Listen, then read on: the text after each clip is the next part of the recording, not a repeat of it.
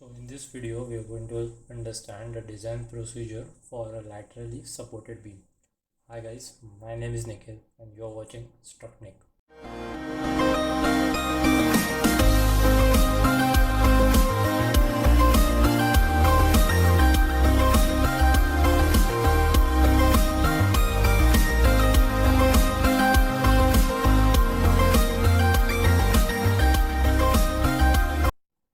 So एक basic problem दिया हुआ है.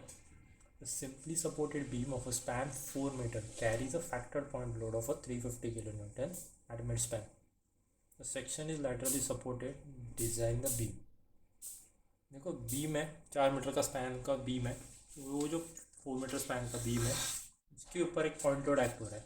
कैसे एक्ट हो रहा है? So point load is acting at the centre. मतलब we have a beam like this way. एक सिंपली सपोर्टेड बीम है ऑफ अ स्पैन 4 मीटर. ठीक है, this will be a roller support. इसके मिड स्पैन पे लोड लगा हुआ है. ठीक है, ये जो स्पैन है will write it down as a 4 metre span. इसके सेंटर पे जो पॉइंट लोड लगा हुआ है which is of intensity 350 kilonewton. ठीक है, ये जो 350 किलोन्यूटन का इंटेंसिटी है पॉइंट लोड का, उसकी वजह से we have some shear force, we have a bending moment. Shear force किधर ज़्यादा रहेगा? शियर फोर्स ज़्यादा रहेगा सपोर्ट पे. Bending moment will be at the centre. So वो जो पर्टिकुलर क्वेश्चन है इसमें ना एक वर्डिंग यूज़ किया हुआ है, that is a section is laterally supported. ठीक है, अब ये लैटरली सपोर्टेड क्या है, अनसपोर्टेड क्या है, उसके लिए एक स्पेशल वीडियो मैंने बनाया हुआ है. ठीक है, उसका लिंक मैंने डिस्क्रिप्शन में दिया हुआ है. अगर आपको वो पर्टिकुलर वीडियो के बारे में नहीं पता तो वो वीडियो पहले देख लीजिए, then come to this particular part when you have to design section. ठीक है, तो सबसे पहले स्टार्ट करते हैं सॉल्यूशन में. तो क्या कर रहे हैं हम लोग? We are going to determine the shear force and bending moment. Step number 1 to determine the maximum factored bending moment. अभी लोड फैक्टर्ड है तो फैक्टर्ड बेंडिंग मोमेंट ही आएगा, उसको अलग से कन्वर्ट करने का ज़रूरत नहीं रहता. Okay, so maximum bending moment factor will be given by WL/4. W कितना है? 350. L कितना है? 4/4. So we have a maximum bending moment, factored bending moment 350 kilonewton. इसके साथ ही साथ अगर हम लोग बात करते हैं तो देखो maximum shear force, maximum factor shear force is given by W/2 which is 350/2 which is 175. So we know as we have done this particular part in strength of material कि maximum shear force कितना रहेगा, maximum bending moment कितना रहेगा और किधर रहेगा. okay, तो step number 1 is step number 2 that we know very well because we have done it in earlier sessions also. इसके आगे चलते हैं. नेक्स्ट क्या करते हैं तो देखो वी हैव टू डिटरमाइन और we have to select section. अब इस सेक्शन कौन सा सिलेक्ट करना है, कैसे सिलेक्ट करना है, उसके लिए प्रोसीजर क्या रहेगा. इसके लिए देखो बेसिकली मैं क्या कर रहा हूँ, मैं फ्लेक्सर फॉर्मूला यूज़ कर रहा हूँ जो मैंने अगेन स्ट्रेंथ ऑफ मटेरियल में यूज़ किया था. क्या था वो particular formula? It is M/I is equals to सिग्मा/Y.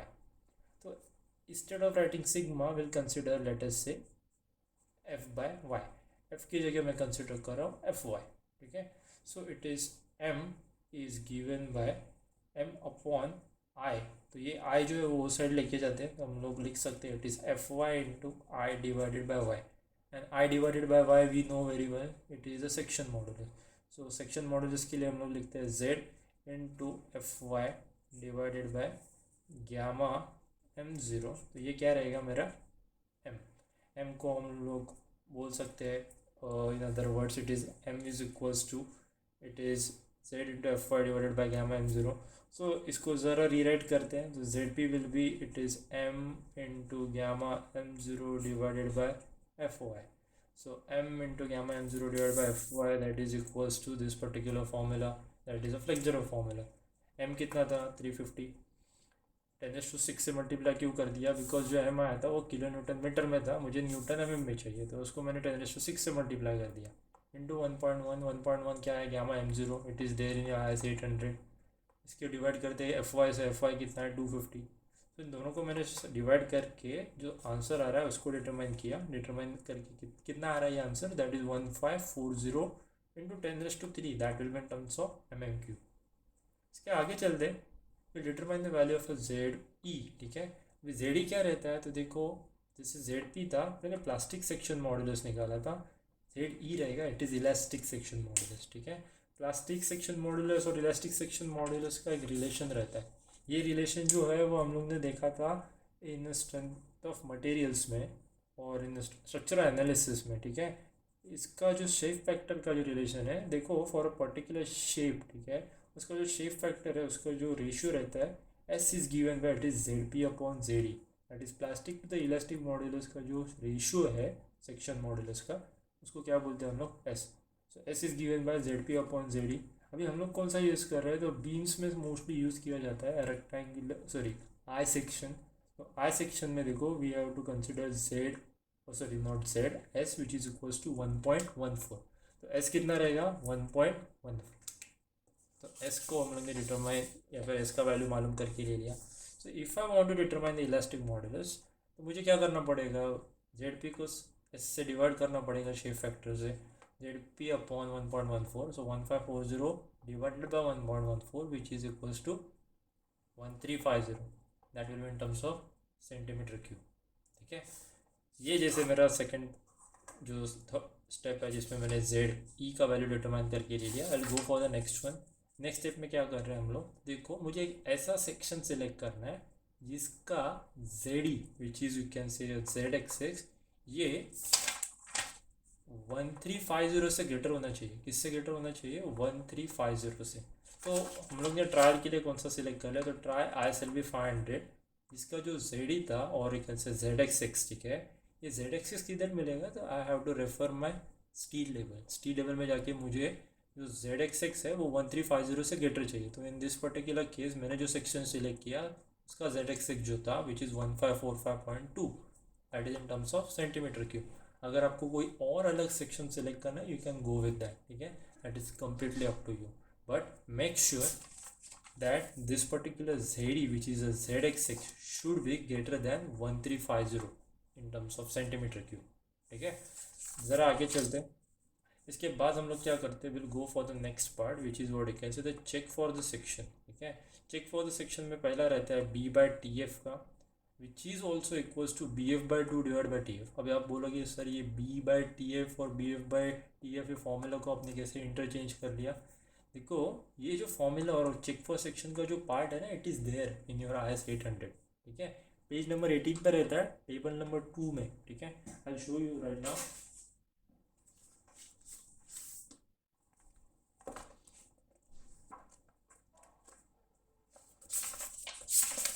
So if I refer my particular IS 800, तो इसमें देखो जो मेरा डी बाई टी डब्ल्यू का रेशियो है, ठीक है। So if it is I am talking about the rolled section, तो रोल्ड सेक्शन में देखो बी बाय टी एफ का रेशियो कंसिडर किया हुआ है, ठीक है। B by T F, B by T F देखो इसकी चेक के लिए भी आया अलग अलग डिफरेंट 3 वैल्यूज़। सो देखो 9.4 एप्सिलॉन से कम आया तो प्लास्टिक, 10.5 और 9.4 के बीच में आया तो कॉम्पैक्ट, एंड 15.7 एंड 10.5 के बीच में आया that is greater than 10.5 and less than 15.7, तो वो क्या हो गया, सेमी कॉम्पैक्ट। तो मेरा जो पर्टिकुलर सेक्शन है that is I section right ना, तो आई सेक्शन के लिए क्या करना पड़ेगा, I have to refer this diagram. तो देखो ये डायग्राम में मैं क्या कर रहा हूँ, ये जो मेरा आई सेक्शन है ना, आई सेक्शन का देखो ये जो पार्ट है which is written as if B in this case, ठीक है। तो टोटल जो विड्थ ऑफ फ्लैंज है ना उसको डिवाइड बाय 2 कर दिया, मतलब उसके हाफ पार्ट ले लिया, तो वो क्या हो जाता है बी, ठीक है। ये टी डब्ल्यू मतलब थिकनेस ऑफ वेव, इधर आपको दिख रहा है T F, that is what you can say the thickness of flange. फिर उसके बाद आपको इधर ये पर्टिकुलर जगह पे दिखता रहेगा that is a small D in this case. वो स्मॉल डी क्या है कैसे मैं आपको आगे ज़रा बताता हूँ, but right now just consider it is B क्या रहता है, it is total width of flange divided by 2, मतलब उसका आधा, ठीक है। सो देखो इसका यूज़ किया हुआ है हम लोगों ने। तो सबसे पहला जो चेक था that is check for a section में बी बाय टी एफ, ठीक है। So B by T F में हम लोग ने क्या देखा, so we have to substitute B F by 2 divided by T F. अभी बी एफ का वैल्यू टी एफ का वैल्यू ये किधर रहेगा, so it is there in our steel table, ठीक है। स्टील टेबल में इन दोनों का वैल्यू मिल जाएगा आपको। सब्स्टिट्यूट किया, मुझे कितना आ रहा था, इट इज़ 6.38। ये क्या है 6.38, it is actually less than 9.4 epsilon, 9.4 epsilon से कम आ रहा है ये पर्टिकुलर वैल्यू। तो ये क्या हो गया, तो पहला वाला section that is plastic section, ठीक है। इसके आगे चलते हैं, will go for a D by T W. D by T W मतलब we can consider as if H1 by T W. अभी आप बोलोगे sir D by T W और H1 बाई टी डब्ल्यू दोनों सेम कैसे, तो देखो we'll refer a steel table for that.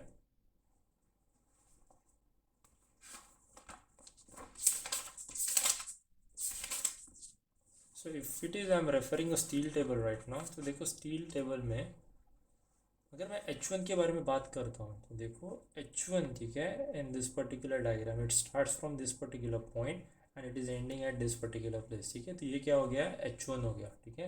And मुझे जो डी सब्स्टिट्यूट करना था, जैसे मैंने आपको स्टील आयस कोड में दिखाया था, जो मुझे डी सब्स्टिट्यूट करना है इन द फॉर्मूला, देखो आयस कोड ने क्या बोला है, we have to substitute D by T W, ठीक है।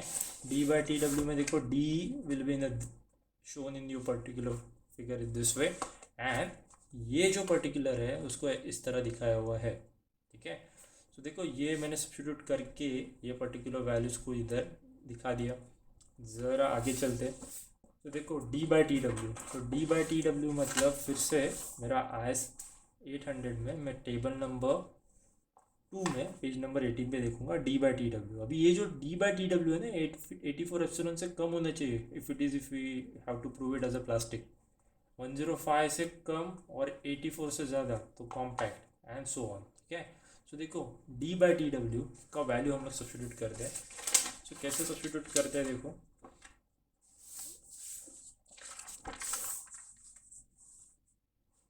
तो मैंने इक्वेशन में जाके डी बाई टी डब्ल्यू का वैल्यू सब्स्टिट्यूट कर दिया।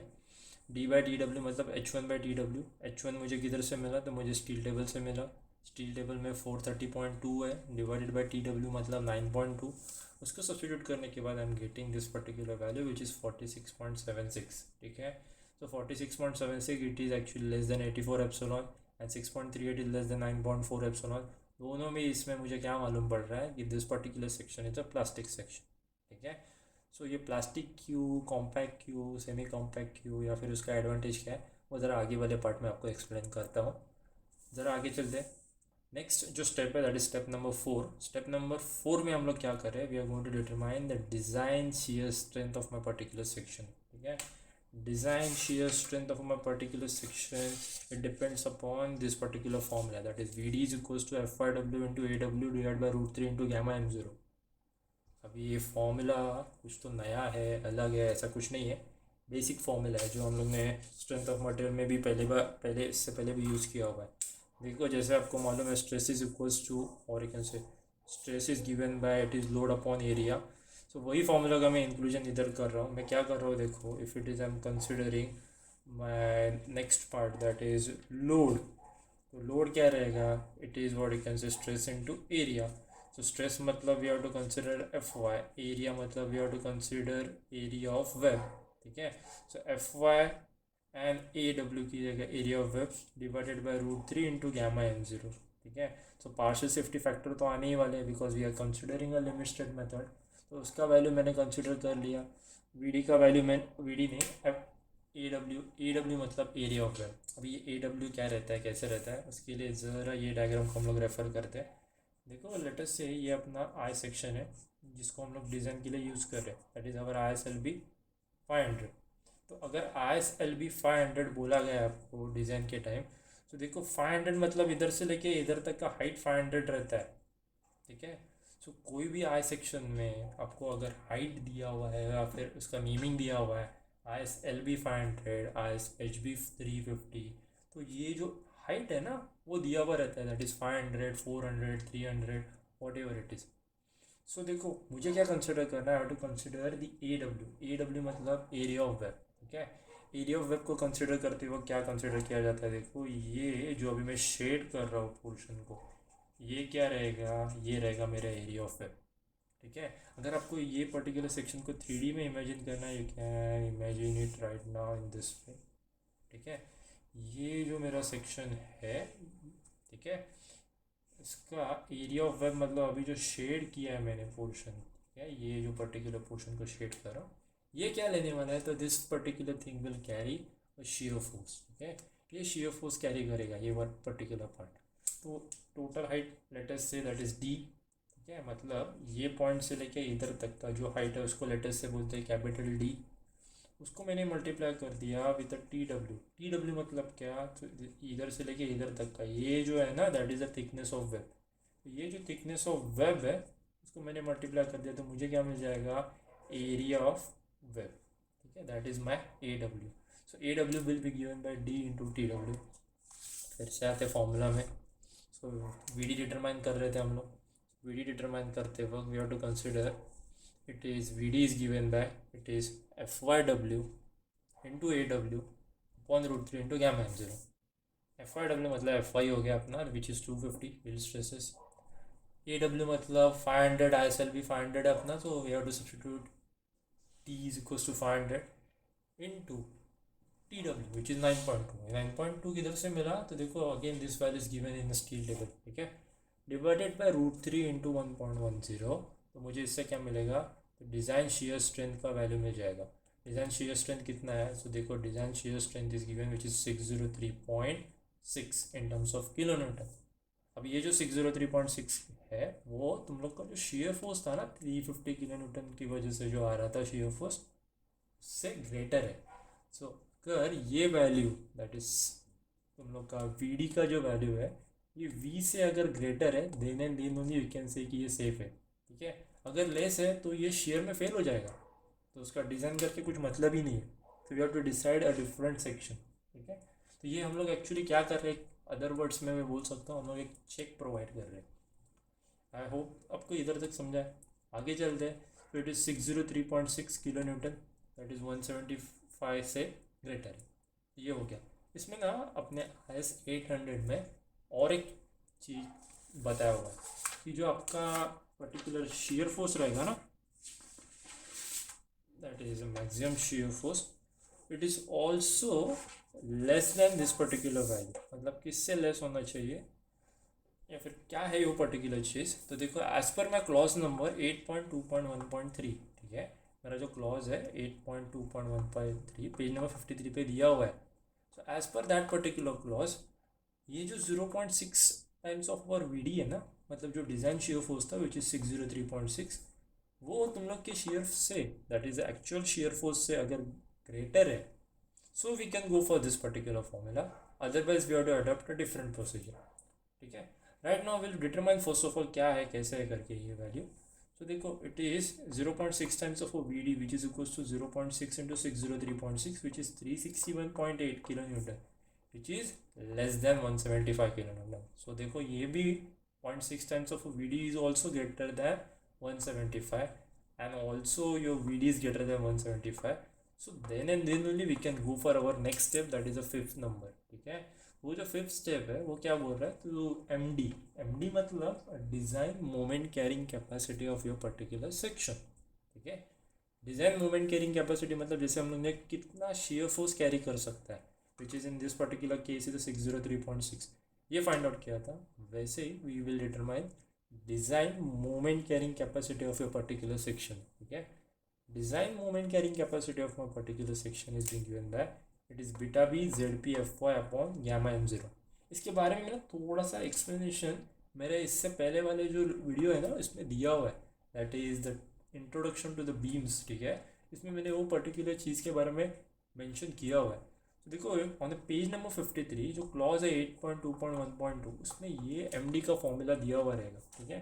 So page number 53 will go for page number 53. उसमें जाके हम लोग देखते हैं कि क्या फॉर्मूला था, ठीक है. देखो ऑन द पेज नंबर 53, ठीक है, we have this particular formula. So formula is given which is equals to M D is given by beta B ZP/FY upon gamma m0. तो देखो बीटा बी का value okay it depends upon अपना section कौन सा है. तो जैसे मैंने चेक फॉर सेक्शन जो मेरा सेकंड और मेरा जो प्रीवियस स्टेप था उसमें मैंने देखा था कि मेरा जो बीटा बी है for this particular type it is 1. किसके लिए, प्लास्टिक के लिए. बिकॉज मैंने प्रूव करके दे दिया था. देखो ये स्टेप में मैंने प्रूव किया था कि मेरा जो B/TF का जो रेशियो रहता है और D/TW का जो रेशियो रहता है वो 9.4 और 84 एप्सिलॉन से कम आया था. मतलब क्या, तो मेरा जो सेक्शन है वो प्लास्टिक है, ठीक है. It is there on the page number 18, ठीक है. Please open IS 800 on page number 18, उसका क्लासिफिकेशन दिया हुआ है, ओके. सो देखो MD is given by beta B ZP/FY upon gamma m0. तो मेरा बीटा बी कितना आया, तो 1 हो गया, ठीक है. अगर नहीं रहता लेट अस से अपना प्लास्टिक और कॉम्पैक्ट सेक्शन नहीं है, सेमी कॉम्पैक्ट है, तो वो केस में बीटा भी क्या करना है, तो देखो we have to consider ratio of Z D upon Z P, ठीक है, जेडी अपॉन जेड पी का हम लोग रेशियो ले लेंगे। तो देखो ये दोनों को वैल्यू, दोनों वैल्यूज़ को हम लोग ने सब्स्टिट्यूट कर दिया ये पर्टिकुलर फॉर्मूला में, ठीक है। फिर जाते हैं हम लोग next, that is Z P. Z P क्या रहेगा, तो it is a plastic modulus. Plastic modulus को मैं पर्टिकुलर सेक्शन, देखो ये इससे प्रीवियस वाले स्टेप में हम लोग ने देखा था प्लास्टिक मॉड्यूलस कैसे है, तो देखो मैंने आई एस एल भी सिलेक्ट किया था, आई एस एल भी 500, ठीक है। तो आई एस एल भी 500 का जेडी मुझे मिल गया था 1545.2 फ्रॉम द स्टील टेबल, उसको मल्टीप्लाई कर दिया विद 1.14, दैट इज 1545.2 इंटू 1.14, ये आ गया मेरा Z P which is 1773.7 into 10⁻³ in terms of mm³। तो मुझे जेड पी मिल गया, जेड ई मिल गया, ठीक है। तो देखो जेड पी जेड ई का जो यूज़ है वो हम लोग ये फॉर्मूला में यूज़ कर रहे हैं, into F Y divided by gamma m0।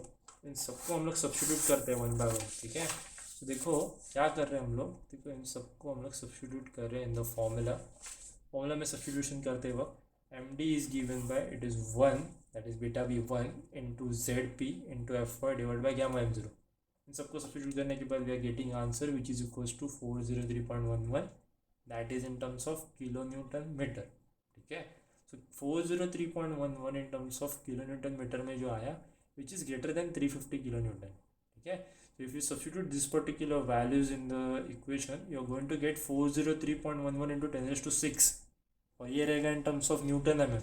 मैंने उसको कन्वर्ट करके डायरेक्ट लिखा हुआ है, that is in terms of kilo newton metre, ठीक है। ये 350 से ज़्यादा आ गया ना 403.11, सो वी कैन से कि अब जो मैक्सिमम बेंडिंग मोमेंट है उससे भी ज़्यादा लोड ये ले सकता है, सॉरी लोड नहीं, उससे भी ज़्यादा बेंडिंग मोमेंट ये कैरी कर सकता है, ठीक है।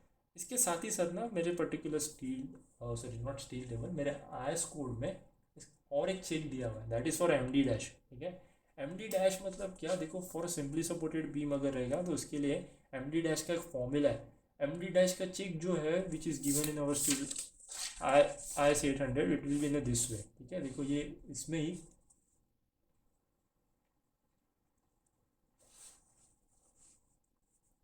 मुझे एम डी डैश का चेक दिया हुआ है, M D dash shall be less than 1.2 times of a ZEFY upon gamma m0 in case of a simply supported, and 1.5 times of a ZEFY upon gamma m0 in terms of cantilever beam। तो check क्या है या फिर क्या देना है मुझे basically, तो देखो हम लोग पहले तो डिटरमाइन करते हैं एम डी डैश का वैल्यू। एम डी डैश का value in this particular case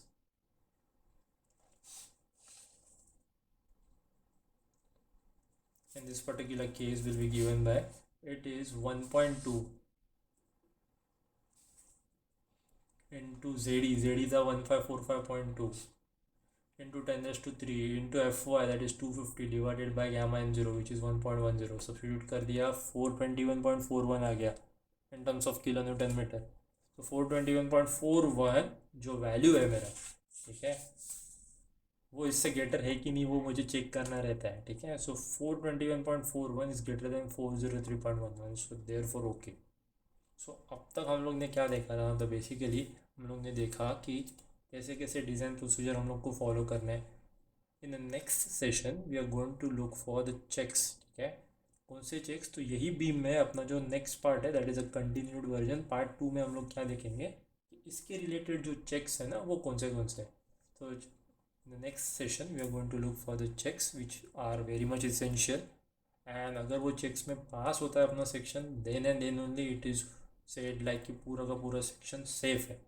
अगर पास नहीं हो रहा है so we have to revise it, ठीक है। I hope you have understood this particular part very well. If you have any suggestion or so drop them in the comments. Thank you so much for watching. Have a great day.